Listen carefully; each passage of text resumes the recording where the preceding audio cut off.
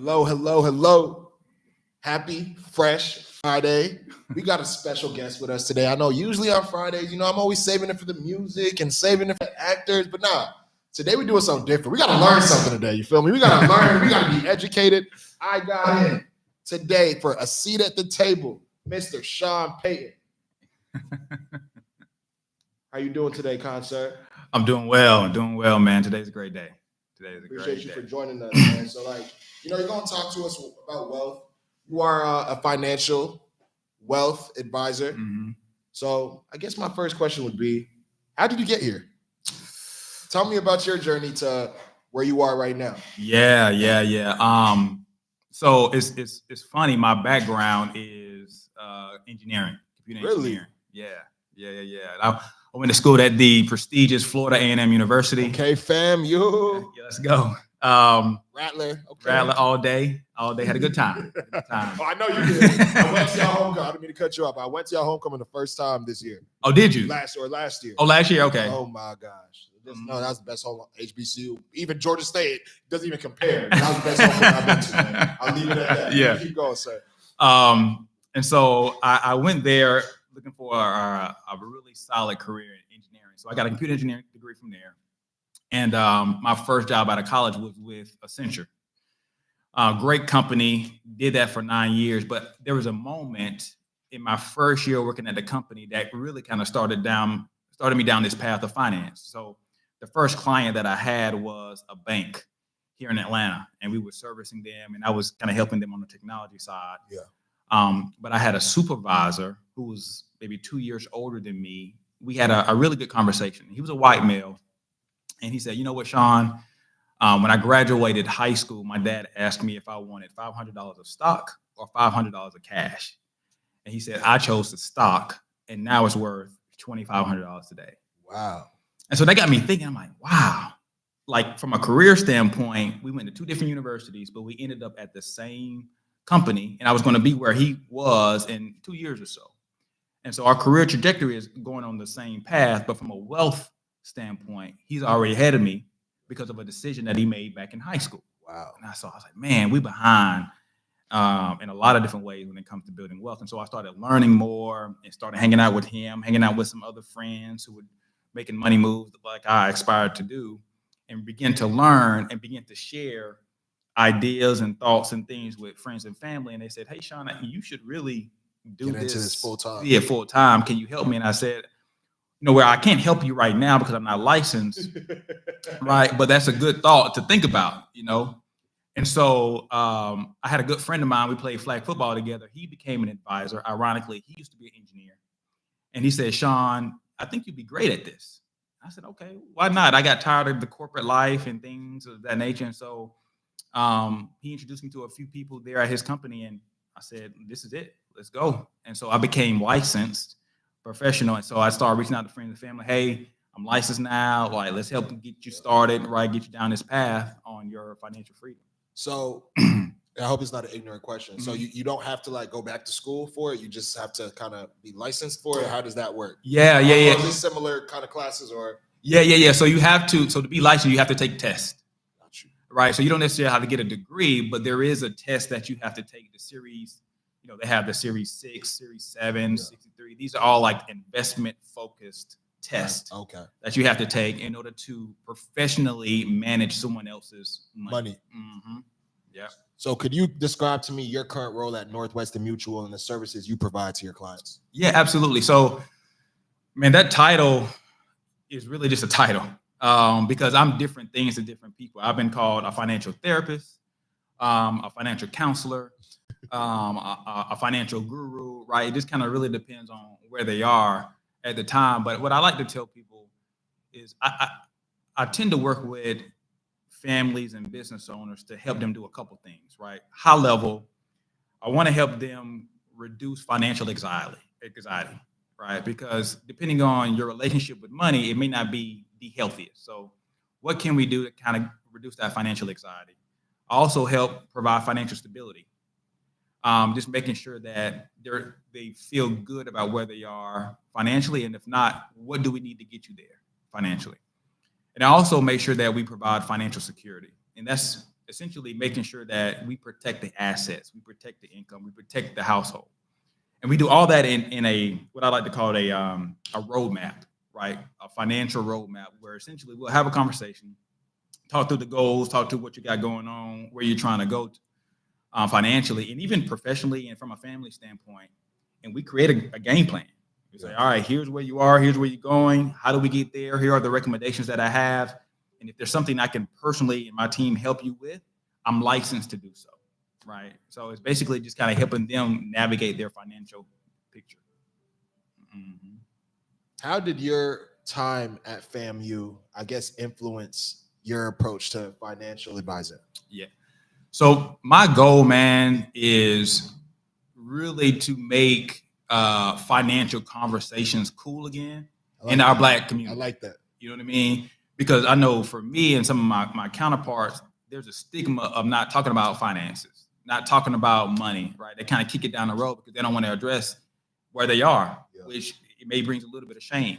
But, you know, if you really want to get out of that rut that you're in, you got to be open. You got to talk about it to some degree. And so, you know, my community that I built there at FAM really just allowed me to have a perspective of the Black community and gaps that need to be filled from a financial standpoint. So I lean on them a lot just to kind of maybe get me in certain doors and allow me to be a part of certain conversations.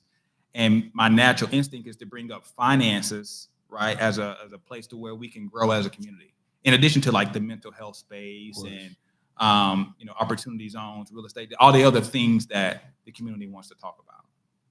I guess, and really more so answer for our Black community. What is the worst investment you see us making a lot? And what is the, like, maybe an investment we should be, or maybe something we should put more money into, investing into more? Yeah. So I think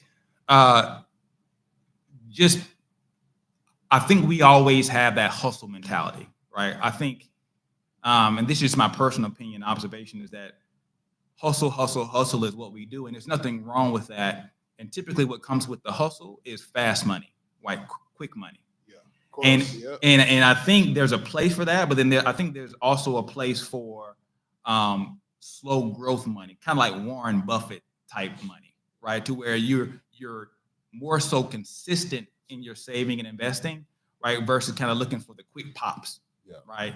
And so with that in mind, I think we invest in certain things, and it can be a numerous amount of things where we expect a fast return and a big return. And sometimes that can get us in a rut, and that can cause us to make not the best financial decisions because we're looking for that fast money. Okay. But then things that you should be investing in, I would say number one is yourself. Right. I'm a big believer of personal growth. I'm a big believer in just accelerating from a personal standpoint. So I would say that first. And then I always like to tell people you can't save your way to wealth. Right. So whether it's real estate, whether it's stocks, bonds, a business, right, you got to put your money to work somehow. Right. And kind of figuring out what lane that one you want to be in. I think you may want to consult a professional to kind of figure out what's right for you, because I can't tell you to do real estate and have rental properties if you don't want to be a landlord. Right. I can't tell you to invest in stock and you don't like volatility. Right. So I would say work with somebody to kind of figure out what's your right lane and put your money to work somehow. I think that's what I would tell folks. Do you still believe like crypto is a good place to invest your money right now? Because it was just at 100K and now it dropped already, Trump and all this stuff. What is your idea on investing in crypto? So officially, because crypto is not regulated, I can't give advice on it. Okay. But I would say my perspective is it's so much of an unknown right now on how it can be utilized and how people can leverage it. Right. There's really no, and it hadn't been around for us to kind of track the history of it. Right. It's one of those things that can tend to be it's one of those assets that tend to move based on trends and based on people with no real backing. You know, now some people may disagree with me, and that's fine. But I think right now, for me, when I'm telling my clients, I can't officially advise on it, right? But if you talk to analysts and people in my field, they kind of see it as gambling. Yeah. You know what I mean? It's like it may hit, it may not, right? It may pop, it may not, but depending on who you're talking to, some people believe in it, right? And some people still question it. Yeah. I know you said you also help a lot of athletes and other celebrities manage their finances. I guess I don't know if you can get into your clients, but I guess what is something you've seen in the athlete world that one you really like with their mindset with money, and one thing you really hate? Yeah. One thing I've noticed, man, especially like with the new way that you can get paid for your talent so early on. You got NIL and everything. Right? Yeah, you got middle school folks getting 100,000, 200,000, which is crazy. Crazy, it's insane. Yeah. But that's the way of the world. That's where we're moving to. So what I've seen is that it's kind of a mixed bag, to be honest with you, because depending on your environment, you may have the parents kind of step up more and play a more active role in their lives, to where they're kind of the gatekeeper of making sure that the money is not being spent frivolously. You know what I mean? But then you have some people who never had money, right? They never seen more than $50 in their bank account. And so when they see a check for $100 grand, 200 grand, it's up from here. You know what I mean? And they think, oh, bet I got talent, and this is how I get paid for my talent. My talent is always going to be there. But that's not the case, right? You can talk to all the injured folks who only played 1 or 2 years in the league, So a lot of what I do, even in that space and just in general, is behavior management, to where it's like, hey, yeah, you got a bag. That's cool. I'm happy for you. But my job is to think 30 years from now, like, what does that look like? And a lot of these people, especially in the sports world, all they know is to shoot a ball, right? All they know is to hoop and to run and to catch, right? And so what happens when that's over? Like, how are we going to reinvent ourselves? Wouldn't it be great if we can have, 5 or 10 million kind of saved up for any other endeavors that you have? Absolutely. And so a lot of what I do, man, and what I try to help people with is just kind of think about balance when it comes to finances, to where, you got 100 grand. Okay, how can we best use that money, right, to give you a little bit to play with now, but then also essentially hide it from yourself and let that grow for you in the future. So, some things I see is just them wanting to, if you never grew up with money, you want to spend it. Of course. You know what I mean? Or you want to save too much. Like, I really appreciate Jason Tatum's mom, because she was like, hey, look, we're not going to spend any of this check over here. You're only going to spend this check over here. Yeah. You know what I mean? And I think that works for him. But he had that guidance, but some people don't have that guidance, So that I kind of take on that role to kind of help as much as I can. Yeah. Because what I also realize is that you can't help people that don't want to be helped. You know what I mean? So that's where I have to preserve my energy. It's like, look, man, that was going to really be my next question. Like, how receptive are these athletes to tell them, do not buy this car, do not buy that mansion? Like, how do they actually listen, or is like, yeah, whatever? It's a little bit of both, man. Like, sometimes you have to let them fall on their face. Yeah. And unfortunately, I'll say, look, I got into this career to help us out, and I'm gonna be here when the time comes. Right. So if you feel like you need to do that, go ahead and do your thing. Right. But my voice is gonna be in your head, right, when that deal or that opportunity kind of flop. You know what I mean? And some people say, you know what, Chawn, I don't want to ruin this. I got other goals, I got other things in mind. Help me out. You know what I mean? What do I need to be doing? And you got some people who listen, you got some people who don't, man. That's just the nature of the game. Away from the athlete, let's talk about like a regular Black family. Okay. What is some advice you would offer to our people aiming to build and preserve wealth across generations? I love this question, man. Couple things come to mind. I would say, first of all, be educated, right? Either you yourself or find somebody that you trust that is educated. And I say that because if I think about like the role of a physician, right? There's certain things that I know, like if I get a runny nose, or if I get, headache, I can take the Tylenol, I can take the cold medicine, but there's some things that, man, something bigger is wrong. So I need to go to a professional. So same thing with the finances. Like, there's certain things that you can probably manage yourself, but at some point you say, hey, I may seek out a professional, right? So I think being educated, at least for the smaller things first, and then having a professional that you can consult with, having a game plan, right? I think a lot of people think they're doing the right things in the right spots, right? But they don't really know for sure. And so you got to have some type of game plan on what you want to do with your money. And then also just kind of put systems in place and think about what legacy and generational wealth means to you. Because I think that term is so heavily used in our community as kind of a, I don't know, it's a fad, if you will, but there's really no plan or structure in place. Everybody loves to talk about it. Exactly. So what does that really mean? Yeah. Right. I just can't really just save and put things in place, but do we have any trust in place? Do we have any last will and testaments in place? Do we have the insurance, life insurance in place? Do we have the investment accounts in place? Do we own real estate? Do we have a business, right? What are the things that we're doing to create that generational wealth? There's a book that I tell people to read all the time. You might have heard of it. It's called What Would the Rockefellers Do? By Garrett Gunderson. And they essentially created a system to do just that, to create generational wealth, not only to create it, but to elevate it, right, by default from generation to come. And so you don't necessarily have to do what they did to the T, but at least have something in place that can get you down that path. And last thing, I think there has to be some sacrifice involved. You know what I mean? Because if you're the first person to think like this and the first person to go down this path, you have to be okay with maybe not benefiting from it in your generation. You know what I mean? But you're setting it up for the next generation. And you teach them what to do so that they can perpetuate these structures and strategies throughout the rest of the family. You know? I want some advice for that young boy, young girl that wants to get into the financial management, wealth management. Yeah.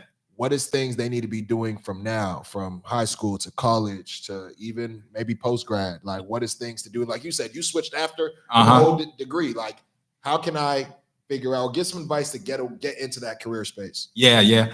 I think with anything, you got to be intentional.